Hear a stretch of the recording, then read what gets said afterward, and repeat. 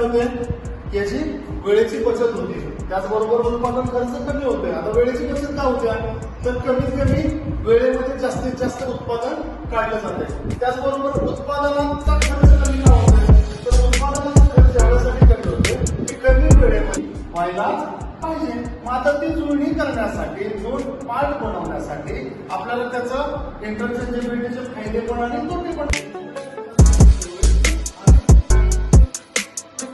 आणि non selective quit, selective जुळणी किंवा नॉन सिलेक्टिव्ह जुळणी. आता हे सिलेक्टिव्ह आणि नॉन सिलेक्टिव्ह काय आहे, तर दोन पार्ट मेल आणि फिमेल समजा बनवायचे तुम्हाला.